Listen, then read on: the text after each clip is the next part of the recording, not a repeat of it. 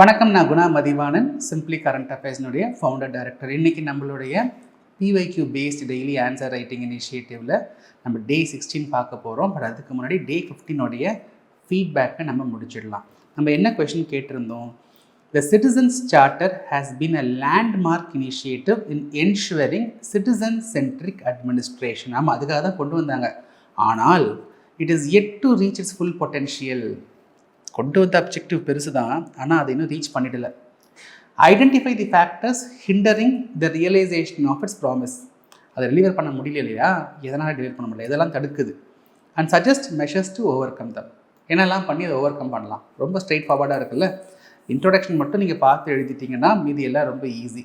இன்ட்ரோடக்ஷனில் citizens சார்ட்டர்னா என்னன்னு எழுதுங்க. அது என்ன அச்சீவ் பண்ண நினச்சிச்சின்னு எழுதுங்க. ஆனால் அதால் அச்சீவ் பண்ண முடியலை. ஏதாவது ஒரு ஃபேக்டை கூட மென்ஷன் பண்ணிக்கோங்க வேணும்னா. ஃபார் எக்ஸாம்பிள், செகண்ட் ஏஆர்சி ரிப்போர்ட்லேயே கிளியராக சொல்லியிருக்காங்க சிட்டிசன்ஸ் சார்ட்டர் அதோடைய அப்ஜெக்டிவை ரிலீஸ் பண்ண முடியலன்ட்டுன்னு. அப்படின்னு எழுதினா லிங்க் கிடைக்கும். சிட்டிசன்ஸ் சார்ட்டர்னா என்ன அப்ஜெக்டிவ், அது எப்போ கொண்டு வந்தாங்க, 15 மார்க்கரில் கொஞ்சம் எழுதலாம், எக்ஸ்ட்ரா எழுதலாம். அது எப்போ இன்ட்ரடியூஸ் பண்ணாங்க, எதுக்காக கொண்டு வந்தாங்க, ஆனால் நம்மளால் ரியலைஸ் பண்ண முடியல. ஃபார் எக்ஸாம்பிள், செகண்ட் ஏஆர்சியில் கூட அதை மென்ஷன் பண்ணியிருக்காங்க. இப்படி நீங்கள் லிங்க் பண்ணிட்டீங்கன்னா அதுக்கப்புறம் சப்மிட்டிங் போடுறது ஈஸி. ஏன் ரியலைஸ் பண்ண முடியல, ஃபேக்டர்ஸ் ஹிண்டரிங் அப்படின்னு ஹெட்டிங் போட்டு நீங்கள் பாயிண்ட்ஸை கடகடன்னு எழுதலாம். ஓகே, ஸோ என்ன பண்ண போகிறீங்க? சிட்டிசன்ஸ் சார்ட்டர் நான் சொன்ன மாதிரி அதை லிங்க் பண்ணுங்கள். அதை எதோட லிங்க் பண்ண போகிறீங்கன்னா, நீங்கள் அந்த பொட்டென்ஷியலை ரியலைஸ் பண்ண முடியலை. ஆனால் இன்றைக்கி அந்த பொட்டென்ஷியலை ரியலைஸ் பண்ண முடியலை. இந்த ஆர்கியூமெண்ட்டை சப்போர்ட் பண்ணுறதுக்காக நம்ம செகண்ட் ஏஆர்சியை கொண்டு வந்துடுறோம். அதுக்கப்புறமா சப்ஹெட்டிங் போடுறீங்க. எதெல்லாம் ஃபேக்டர்ஸ் விச் இஸ் ஹிண்டரிங். அதுக்கப்புறம் என்ன பண்ணுறீங்க? சப்ஹெட்டிங் போடுறீங்க, மெஷர்ஸ் டு ஓவர் கம். அதுக்கப்புறம் கன்க்ளூஷன் எழுத போகிறீங்க. சிம்பிள். மாடல் ஆன்சர் கொடுத்துருக்கோம்.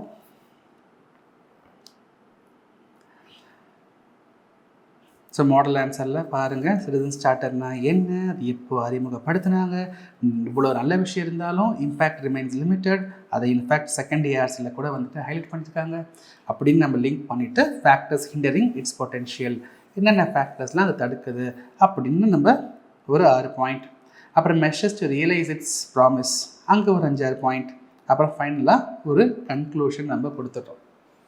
என்ன பண்ணால் நம்ம அந்த ரியலைஸ் பண்ண முடியும் அப்படிங்கிற மாதிரி ஒரு கன்க்ளூஷன் நம்ம கொடுத்துட்டோம். ரைட், பாருங்கள். டே 15 லாலா ராஜ் அவங்க பேப்பர் எடுத்துருக்கோம். நல்லா எழுதியிருக்கீங்க லாலா ராஜ்.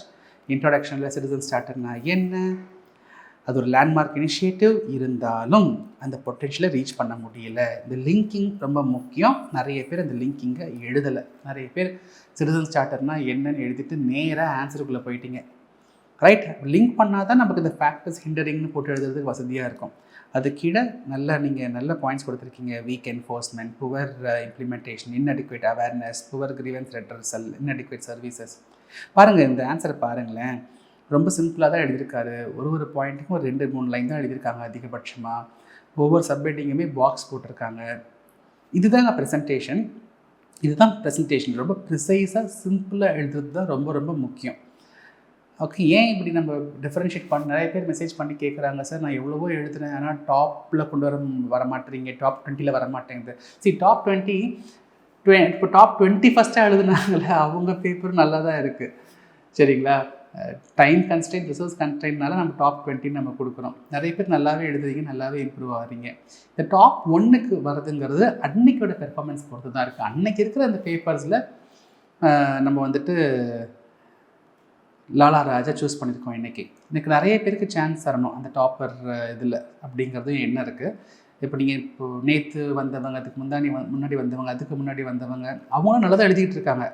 ஒருத்தருக்கே நம்ம டாப் பொசிஷன் கொடுக்க வேணாங்கிறதுனால தான் நம்ம ஷஃபில் பண்ணிக்கிட்டே இருக்கோம். பட் சேம் டைம் அவங்க நல்லாவே எழுதியிருப்பாங்க. சரிங்களா? இப்போ லாலாராஜ் பாருங்கள், இந்த மாதிரி வெரி சிம்பிள் பாயிண்ட்ஸ். ஃபஸ்ட்டு கொஷினை புரிஞ்சுக்கிட்டாரு, இன்ட்ரொடக்ஷனை லிங்க் பண்ணி எழுதிட்டாரு, அங்கேருந்து பாயிண்ட்ஸ்குள்ளே போயிருக்காரு. பாயிண்ட்ஸ் சிம்பிளாக இருக்குது. சப்ஹெட்டிங்கை பாக்ஸ் போட்டிருக்காரு. அது இல்லாமல் அண்டர்லைன் பண்ணியிருக்காங்க. Right, then measures to overcome, quality service, encourage citizen participation, transparency, individual responsibility, service standards, sufficient number of points.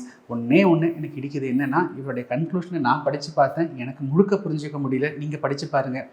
Rather citizen charter being a document of commitment. சரி, அங்கே to move forward for a new change to commitments by action based approach. கொஞ்சம் இங்கே இந்த language கிளாரிட்டியாக இல்லை, மேலே எல்லாம் சிம்பிளாக எழுதியிருக்கீங்க, இதையும் கொஞ்சம் நீங்கள் சிம்பிளாக எழுதியிருக்கலாம். அது ஒன்று தான். நீங்கள் என்ன சொல்லுவீங்க எனக்கு புரிஞ்சுக்க முடியுது, ஆனால் ரொம்ப அது கிளியராக கன்வே ஆகலைங்கிறத நான் சொல்ல வரேன். அது மட்டும் தான், மற்றபடி ஒன்றும் ப்ராப்ளம் இல்லை. நல்ல ஆன்சர். ரைட், நம்ம டே 16 போயிடலாம். How to pressure groups influence Indian political process? Do you agree with this view that informal pressure groups have emerged as a powerful than a formal pressure groups in recent years? 10 marker question. Right, கொஞ்சம் ட்ரிக்கியான question தான், பார்த்து எழுதுங்க. நம்ம இப்போ pressure group பற்றி discuss பண்ணிடலாம். அதானே எப்பொழுதும் பண்ணுறோம். இந்த கொஸ்டினில் கோர் டாபிக் ப்ரெஷர் குரூப் தானேங்க. ரொம்ப ரொம்ப இம்பார்ட்டன்ட் டாபிக். நிறைய கொஸ்டின்ஸ் யூபிஎஸ்சியில் கேட்டிருக்காங்க ப்ரெஷர் குரூப் பேஸ் பண்ணி. ரொம்ப சிம்பிள் தாங்க. ப்ரெஷர் குரூப்புங்கிறது ஒன்றும் இல்லைங்க, ஒரு குரூப் ஆஃப் இண்டிவிஜுவல்ஸ் இல்லை குரூப் ஆஃப் ஆர்கனைசேஷன்ஸ். இவங்க கிட்ட வந்து என்ன பண்ணுவாங்கன்னா, இந்த பொலிட்டிக்கல் டிசிஷன் மேக்கிங்கை இன்ஃப்ளூயன்ஸ் பண்ணுவாங்க. ஒரு சட்டத்தையோ இல்லை ஒரு கவர்மெண்ட் எக்ஸிக்யூட்டிவ் பாலிசி மெஷரையோ அதை வந்துட்டு இன்ஃப்ளூயன்ஸ் பண்ணுவாங்க. அதாவது தனிநபர்கள் ஒன்று சேர்ந்தோ இல்லாட்டி சில ஆர்கனைசேஷன்ஸ் ஒன்று சேர்ந்தோ பொலிட்டிக்கல் ப்ராசஸை, டிசிஷன் மேக்கிங் ப்ராசஸை, லெஜிஸ்லேட்டிவ் ப்ராசஸை இன்ஃப்ளூயன்ஸ் பண்ணுவாங்க. இப்போ எம்எல்ஏ எம்பிஸ் இன்ஃப்ளூயன்ஸ் பண்ணலாங்க, அவங்க பார்ட் ஆஃப் லெஜிஸ்லேட்டிவ் மேக்கிங். அவங்களாம் எலக்ட்ரல் ப்ராசஸில் பார்ட்டிசிபேட் பண்ணி எலெக்ஷனில் வின் பண்ணி இன்ஃப்ளூயன்ஸ் பண்ணுறாங்க, அது வேறு. ஆனால் இந்த ப்ரெஷர் குரூப் வந்து எலக்ட்ரல் ப்ராசஸில் வந்துட்டு வின் பண்ணலாம் உள்ளே வரமாட்டாங்க. பொலிட்டிக்கல் பார்ட்டிஸ்க்கும் இவங்களுக்கும் அதான் வித்தியாசம். பொலிட்டிக்கல் பார்ட்டிஸ் அவங்க பார்ட்டிசிபேட் இந்த எலக்ட்ரல் ப்ராசஸ். ப்ரெஷர் குரூப்லாம் பார்ட்டிசிபேட்லாம் பண்ண மாட்டாங்க, வெளியிருந்தே அவங்க இன்ஃப்ளூயன்ஸ் பண்ண ட்ரை பண்ணுவாங்க. இப்போ நீங்கள் ரீசெண்ட் காக்ரோச் ஜனதா பார்ட்டியோடைய கேம்பெயின்லாம் நீங்கள் பார்த்துருப்பீங்க இல்லையா, அவங்க இன்ஃப்ளூயன்ஸ் பண்ணி எஜுகேஷன் மினிஸ்டரே மாற்ற வச்சுட்டாங்க இல்லையா, அந்த மாதிரி.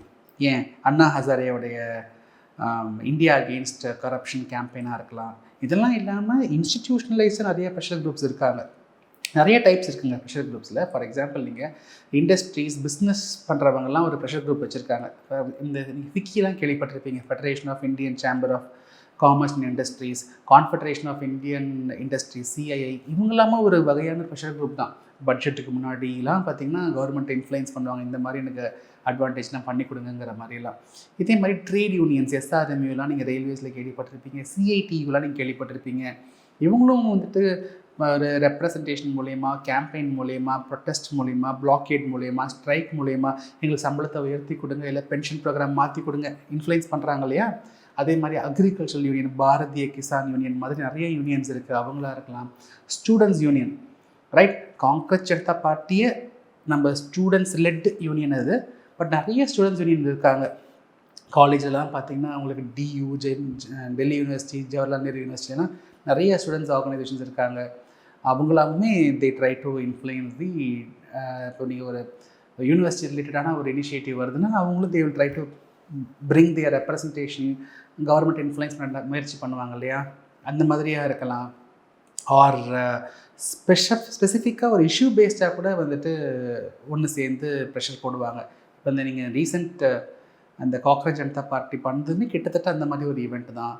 அண்ணா ஹசாரேயோடைய இந்தியா அகேன்ஸ்ட் கரப்ஷன் மூமெண்ட்டும் அந்த மாதிரி. அதுக்கப்புறமா அண்ணா ஹசாரே காணும் இல்லையா. இப்போ காக்ரோச் ஜனதா பார்ட்டி பார்த்திங்கன்னா அவங்க ஐ திங்க் ஒரு இன்ஸ்டிடியூஷனலைஸ் ப்ரெஷர் குரூப்பாக மாறிக்கிட்டு இருக்காங்கன்னு தான் தோணுது. நிறைய விஷயத்தில் கையை எடுக்கிறாங்க, அவங்க பார்ட்டிசிபேட் பண்ணுறாங்க. பட் இனிஷியலாக ஒரு இஷ்யூ ஸ்பெசிஃபிக்காக தான் ஆரம்பித்தாங்க. சில பேர் என்வாயன்மெண்ட் ஆக்டிவிஸ்ட் இருப்பாங்க, அவங்க பார்த்திங்கன்னா அவங்களும் மக்களை திரட்டி தே try to influence the process, right. சரி, இவங்க எவ்வளோ இன்ஃப்ளூயன்ஸ் சார் காட்ட முடியும்? அவங்க அவங்க அவங்க ஸ்ட்ரென்த்தை பொறுத்து எல்லாமே சட்டத்தையே மாற்ற முடியும். நீங்கள் ஃபார்மர் யூனியன்ஸ்லாம் ப்ரொட்டஸ்ட் பண்ணி தானே 3 ஃபார்ம் லாஸ் 2020 கவர்மெண்ட் கொண்டு வந்த 3 ஃபார்ம் லாஸை வித்ட்ரா பண்ணாங்களே, அது ஃபார்மர்ஸ் யூனியன் ப்ரொட்டஸ்ட் மூலியமாக தான் நடந்துச்சு. அவங்க பொலிட்டிக்கல் பார்ட்டியாக அவங்க ஒரு ப்ரெஷர் குரூப். இந்த மாதிரி எக்ஸிக்யூட்டிவ் டெசிஷன்ஸை மாற்ற முடியும், பாலிசி டெசிஷன்ஸை மாற்ற முடியும், லெஜிஸ்லேட்டிவ் டெசிஷன்ஸை மாற்ற முடியுது. அதே மாதிரி நிறைய இப்போ ஒரு சின்ன செக்ஷன் இருக்கும், அவங்களோட வாய்ஸ் பார்த்திங்கன்னா பார்லிமெண்ட்டில் கேட்காது. ஆனால் இந்த ப்ரெஷர் குரூப்ஸ் வழியாக அவங்க வாய்ஸை கேட்க வைக்கலாம். ஃபார் எக்ஸாம்பிள் நீங்கள் எல்ஜிபிடிக்யூ ரைட்ஸ் எடுத்துக்கோங்களேன். நீங்கள் எல்ஜிபிடிக்யூ ரைட்ஸ் பற்றி இந்த பார்லிமெண்ட்டில் இல்லை அசம்பிளியில் பேசி நீங்கள் பார்த்துருக்கீங்களா? அவங்க ஒரு சின்ன செக்ஷன் தான், ஆனால் அவங்க ஒரு ப்ரெஷர் குரூப்பாக மாறும் பொழுது அது ஒரு நேஷனுடைய அட்டென்ஷன் அவங்களுக்கு கிடைக்கிது. அதன் மூலிமா பாலிசிஸ்லாம் மாறவும் செய்யுது. நீங்கள் டிரான்ஸ்ஜெண்டர்ஸ்க்கான ரிசர்வேஷனாக இருக்கலாம், இல்லாட்டி நீங்கள் 2018 சுப்ரீம் கோர்ட் வந்துட்டு 377 வந்துட்டு எடுத்ததா, செக்ஷன் 377 எடுத்ததா இருக்கலாம். ஸோ இதெல்லாமே உங்களுக்கு இந்த ப்ரெஷர் குரூப்ஸோட இன்ஃப்ளூயன்ஸ் தான். ஒரு சோஷியல் சேஞ்சே அவங்களால கொண்டு வந்துட முடியும். ரைட்? இது நல்ல வகையிலையுமே யூஸ்ஃபுல்லாக இருக்கும், தீங்காகவும் மாறலாம். ரெண்டுத்துக்குமே பாசிபிலிட்டிஸ் இருக்குது. இப்போ என்ன கன்சர்ன்ஸு இந்த ப்ரெஷர் குரூப்ஸ்லன்னு பார்த்தீங்கன்னா, அவங்களுடைய மெத்தடாலஜிஸ், லாபிங் பண்ணுறாங்க, அவங்க வந்துட்டு கேம்பெயின் பண்ணுறாங்க, மக்களுடைய ஒப்பீனியனை ஷேப் பண்ணுறாங்க, அதெல்லாம் ஓகே. ஸ்ட்ரைக் பண்ணுறாங்க, பிளாக்கேட் பண்ணுறாங்க. இப்போ இந்த மாதிரியான ப்ராசஸஸ்லாம் பார்த்திங்கன்னா அவ்வளோ சரி கிடையாது. அது மட்டும் இல்லை, சில ப்ரெஷர் குரூப் இந்த ஃபிக்கி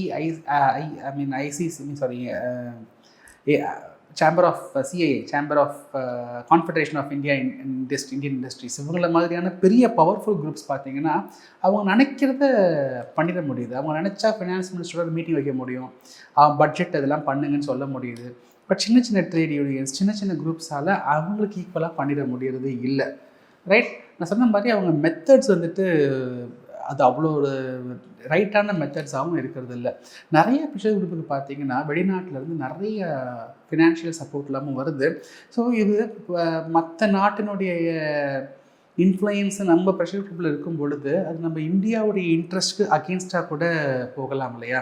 ஃபார் எக்ஸாம்பிள், கவர்மெண்ட் வந்துட்டு ஒரு ஜெனட்டிக்லி மாடிஃபைடு கிராப்ஸ் பார்த்திங்கன்னா ஒரு டெசிஷன் எடுக்கிற ப்ராசஸில் ப்ரெஷர் குரூப் வந்துட்டு எடுங்கன்னு எடுக்க வைக்கலாம், எடுக்காதீங்கன்னு எடுக்க வைக்கலாம், நிறைய இருக்கு இல்லையா? அதில் இருக்கு இல்லையா? ஸோ எனி இனிஷியேட்டிவ் கவர்மெண்ட் வந்துட்டு ஒரு இனிஷியேட்டிவ் கொண்டு வரும்போது தடுக்கிற மாதிரி மற்ற கண்ட்ரிஸும் இன்ஃப்ளூயன்ஸ் பண்ணி ப்ரெஷர் குரூப்ஸ் வழியாக அவங்க பண்ண முடியும் இல்லையா? ஸோ எது நான் கரெக்டான ப்ரெஷர் குரூப்புங்கிறதுலையுமே நமக்கு வந்துட்டு ஒரு கிளாரிட்டி இருக்கிறது இல்லை. அவங்களுக்கு என்ன மாதிரி ஃபண்டிங் வருதுங்கிறதுல கிளாரிட்டி இருக்கிறது இல்லை. அந்த ப்ரெஷர் குரூப் எப்படி ஃபங்க்ஷன் பண்ணுறாங்கிறதுல ஒரு டிரான்ஸ்பரன்சி இருக்கிறது இல்லை. ரைட்?